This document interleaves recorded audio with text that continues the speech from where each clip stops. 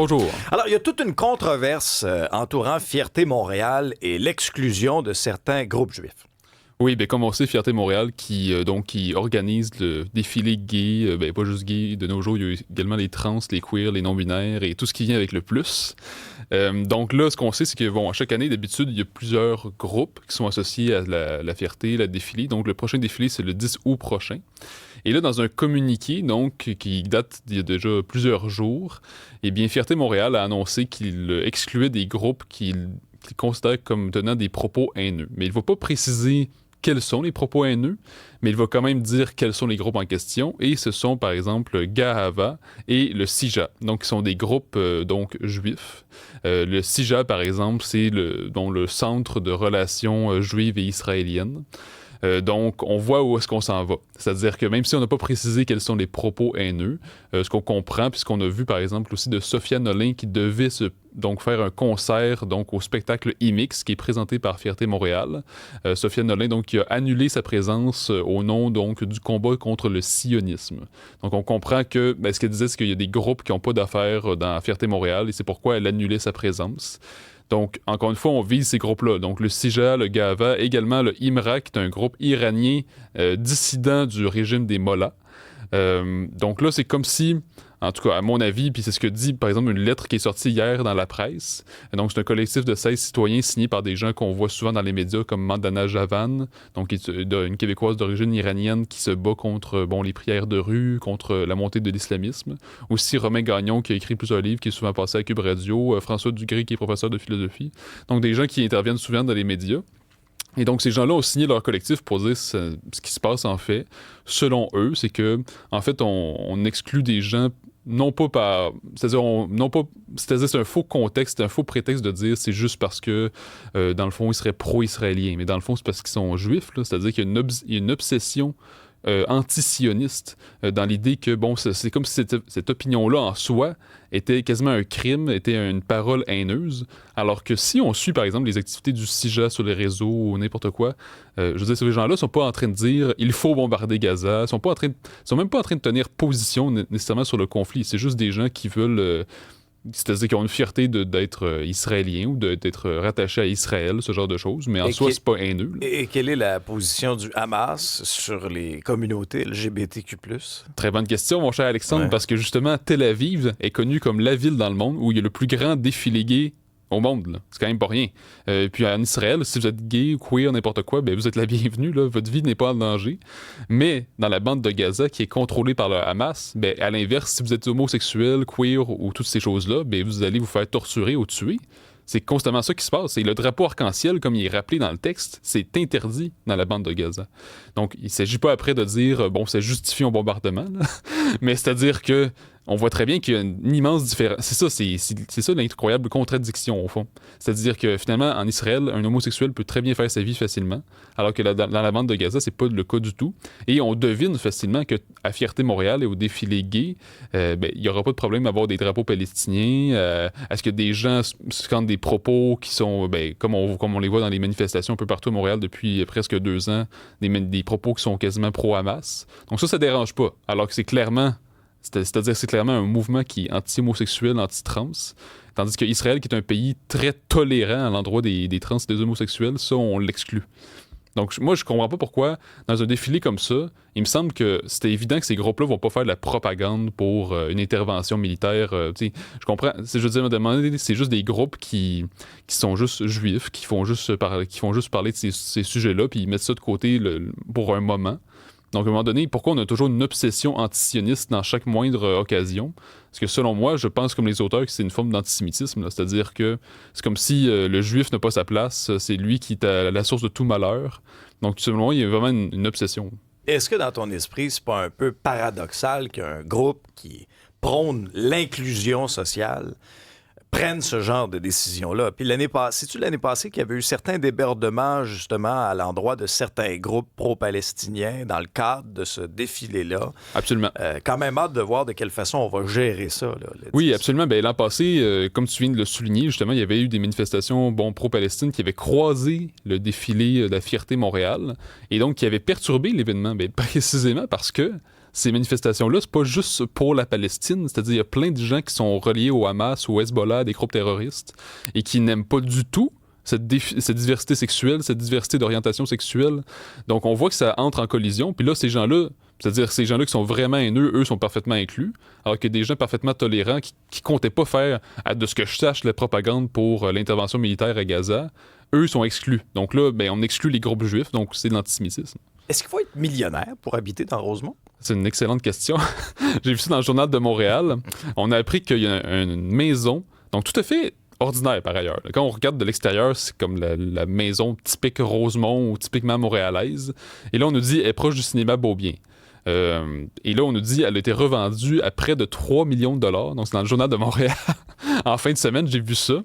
Et donc, ce qu'il faut savoir, c'est qu'il y a 11 ans plus tôt, en 2014, la maison a été achetée pour 616 000 dollars. Déjà, c'est un prix très important. Déjà pour un quartier comme Rosemont, qui traditionnellement était un quartier plus ouvrier, plus populaire, plus accessible pour la plupart des gens. Et là, ben, on voit que seulement 11 ans plus tard, donc il y a eu des rénovations majeures dans cette maison-là, proche du cinéma Beaubien, de telle sorte que ça a été revendu proche de 3 millions. Et d'ailleurs, quand ça a commencé à être sur la vente, on essayait de le vendre encore bien plus cher que ça. Donc là, c'est finalement après négociation qu'on est réussi à tomber à 3 millions. Donc ce qu'on voit, c'est que dans les rénovations majeures, c'est surtout à l'intérieur, c'est-à-dire que c'est devenu une maison extrêmement luxueuse. Ouais, je regarde les photos. Donc, c'est une espèce de duplex qu'on a. Si vous nous écoutez d'ailleurs à la télé, vous le voyez, avec de la pierre en devanture, c'est bien. Bon, à l'intérieur, c'est au goût du jour. Hein? Grande cuisine, un grand îlot, des beaux planchers, un foyer massif également dans la salle à manger, qui m'a l'air d'être un foyer deux faces, si mon œil de designer est juste. Alors, je comprends qu'on a mis effectivement beaucoup d'argent, une belle cour également, mais 3 millions. Mais c'est-à-dire, tu sais, moi j'ai envie de dire, c'est-tu si incroyable d'habiter Rosemont? Je sais pas. non, mais je veux dire, ça peut être. Non, mais c'est-à-dire, ça peut être bien. Ça peut être très pratique parce qu'on est dans le centre de Montréal. Puis, comme ça dit, il y a le Parc Molson, le cinéma Beaubien. Ah, mais c'est pas une petite famille qui peut se payer ça, là. Mais non, c'est ça. On passera pour l'accessibilité de la propriété. Je veux dire, quand même, là, quand t'es millionnaire, il me semble que tu peux aller dans Westmount, Outremont, je veux dire... Il y en a quelques-uns, ouais, des millionnaires dans Westmount. Oui, il y a juste quelques-uns. Mais c'est-à-dire... J'en connais deux, trois. Mais ce qui se passe, c'est que ce que je trouve dommage, c'est que là, ce qu'on voit ici, c'est l'embourgeoisement des métropoles, comme on le voit, qui est là vraiment caricatural. Là. C'est-à-dire un quartier qui était traditionnellement populaire, ouvrier, qui devient là, la place des millionnaires. Moi, je trouve ça dommage, puis je trouve ça dommage qu'il n'y ait pas plus, si on veut, de réglementation sur le sujet. C'est-à-dire, c'est comme si là, c'est purement la loi du marché. Il n'y a aucune réglementation. Puis on le voit dans l'urbanisme, puis dans les nouvelles maisons. Parfois, moi, je vois ça à Montréal, tu as une série de belles maisons traditionnelles, puis tout à coup, tu as comme un bâtiment par rapport. Puis après, on continue dans la série des belles maisons traditionnelles. Tu vois, on dirait qu'il n'y a pas plus de réglementation, il n'y a pas plus de suivi que ça. Et donc là, ce qui se passe, il y a un embourgeoisement de Rosemont, comme on le voit dans le sud-ouest de Montréal, à Saint-Henri, qui était autrefois très pauvre, aujourd'hui qui est de plus en plus embourgeoisé. Donc ça, c'est ce que dénonce, par exemple, j'en avais déjà parlé ici, le géographe Christophe Guilly. Donc dans ses livres, il dénonce, par exemple, le modèle métropolitain, donc qui tend à embourgeoiser, à concentrer les grands emplois qui sont bien rémunérés dans les métropoles, alors que les gens qui ont moins de moyens se retrouvent de plus en plus à la périphérie des grands centres urbains. Donc, ils se font expulser de la métropole, des quartiers populaires traditionnels. Ils se font expulser à la marge où il y a des emplois moins bien payés, il y a moins de mobilité sociale. Et donc, on se retrouve de plus en plus dans ce modèle-là. Est-ce que, dans ton esprit, c'est ce qui guette Montréal aussi, un peu comme à Toronto ou Vancouver, où là, c'est démesuré. Là. Acheter quelque chose au centre-ville, t'as pas grand-chose en bas du million. Faut quand même être conscient de la lourdeur du marché. Et là, après ça, tu regardes ça, une petite famille avec un revenu moyen, classe, salaire modeste. Est-ce que ça vient complètement rendre les centres-villes et les quartiers urbains complètement inaccessibles? Là? Absolument. Puis là, d'ailleurs, souvent, une solution qu'on dit, c'est le logement social. Mais le logement social, quand j'en ai déjà parlé ici, c'est que, premièrement, personne rêve d'être en logement social. Là. Je veux dire, personne veut absolument être là-dedans. Puis aussi, c'est parce que c'est comme si c'est vraiment la naissance d'un modèle inégalitaire, comme dit Guy. C'est-à-dire que tu as à la fois des gens qui doivent être riches pour avoir leur maison à 3 millions au proche du cinéma Beaubien, ou bien tu te retrouves en logement social. Mais où est la classe moyenne là-dedans? Où est la classe moyenne? Elle a disparu.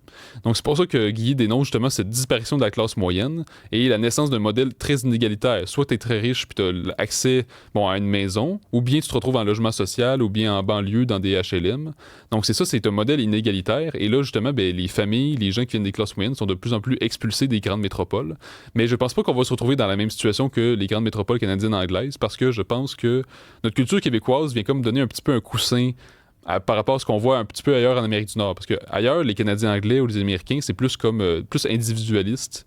Puis c'est plus comme le profit, puis c'est le winner qui gagne. Tandis que nous, les Québécois, c'est pas nécessairement notre mentalité. Et ça se reflète également dans les logements, les maisons. Ça se reflète. C'est-à-dire, on voit que le problème n'est pas encore aussi grave qu'à Vancouver, à Toronto.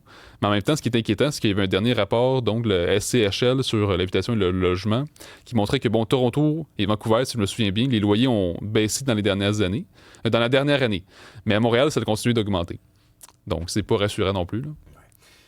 Restons dans le bâtiment et abordons un peu toute la question de nos bâtiments historiques. Il y a un dossier dans le journal, d'ailleurs, c'est en une ce matin, à propos de ces immeubles qu'on laisse dépérir dans des états vraiment vétustes. Parfois, ils sont abandonnés, mais élargissons un peu ça.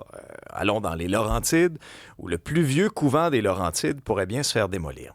Oui, je lisais ça dans Radio-Canada hier par René Saint-Louis. Donc, c'est à Labelle, donc dans les Laurentides, comme tu viens de le dire. Puis là, il y a des citoyens qui veulent aller en cours parce que le couvent en question, c'est le couvent de la Nativité de Marie, construit en 1905 par les Sœurs de Sainte-Croix. Et donc, de 1905 à 1965, servi d'école aux jeunes filles de la région des Laurentides de Labelle. Et donc là, ce qui se passe, c'est que, il y a la municipalité qui voudrait détruire le bâtiment pour, encore une fois, construire quelque chose comme des condos puis des choses comme ça. Mais en même temps, si vous voyez les images, c'est un bel endroit, là, c'est un bel édifice, là, c'est un beau couvent. Donc là, les citoyens se mobilisent puis ils veulent amener la chose en cours pour dire que finalement, ça fait partie du patrimoine québécois. C'est pas juste une question de conserver un patrimoine religieux. En soi, ça fait partie de l'histoire. Ça a une beauté. Il y a sûrement des gens encore vivants qui sont passés par ce couvent-là. Donc, ça a une valeur patrimoniale. Et là, ce qu'il faut savoir, c'est que sous le gouvernement de la CAQ, il y a eu des lois. Il y a une nouvelle loi qui a été modifiée donc, sur le patrimoine culturel, qui a été modifiée en 2021. Et donc, pour mieux protéger le patrimoine bâti, ce genre de choses, donc, il y a aussi également des rapports de la vérificatrice générale donc, qui montraient qu'il y avait des lacunes en matière de protection du patrimoine au Québec. Donc là, c'est encore une fois un peu un cas, je pense. C'est-à-dire que je pense que ce que montre, par exemple, un groupe d'avocats qui veulent défendre les citoyens, c'est de dire que l'évaluation du bâtiment n'a pas été faite par des gens qui s'y connaissent nécessairement en patrimoine ou qui ont parfois intérêt à ce que ce soit démoli. Donc, on fait parfois peut-être exprès pour monter la valeur de la rénovation pour faire dire à la municipalité, vous voyez, ça va coûter trop cher de faire des rénovations alors que la destruction coûterait moins cher. Mais moi, à un moment donné, je me dis, une société qui respecte son passé, ses ancêtres, met l'argent pour ça. Après, je comprends qu'on manque toujours d'argent pour tout, mais à un moment donné, si on a du respect pour soi-même, pour nos ancêtres, notre passé, notre mémoire collective, on met l'argent pour ça, il me semble. Mais ça, moi, je suis entièrement d'accord avec toi, puis je suis d'accord aussi avec les lacunes qui sont pointées dans ce rapport-là sur l'aspect patrimonial. Parce que moindrement que tu voyages un peu, puis toi aussi, tu es allé voir un peu comment le monde vit à l'extérieur du Canada et du Québec et de l'Amérique du Nord. Puis souvent, c'est une grande fierté, ces immeubles patrimoniaux-là. Puis des fois, j'ai l'impression qu'on a tellement voulu là, se détacher de notre passé religieux ou quoi que ce soit, qu'on laisse dépérir nos belles églises, nos belles cathédrales, nos beaux bâtiments comme ça, alors qu'au contraire, ça pourrait être revalorisé. Je dis pas de pomper des dizaines et des dizaines de millions là-dedans, mais dans certains cas, on les a tellement laissés à l'abandon, on les a tellement laissés dépérir.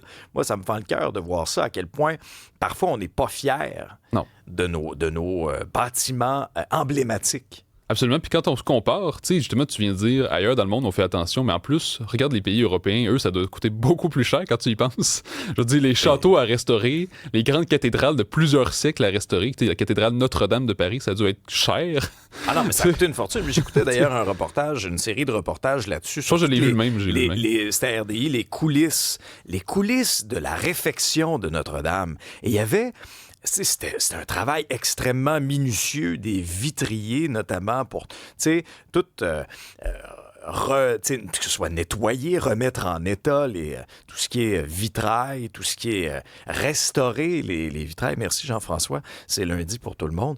Et c'était fascinant de voir à quel point on s'appliquait et à quel point ces artisans-là prenaient ça à cœur. Moi, c'est quasiment touchant, tu sais. Ben oui, mais je pense que j'ai vu le même documentaire, puis justement, comme on le voit, ben, ça doit coûter cher, là.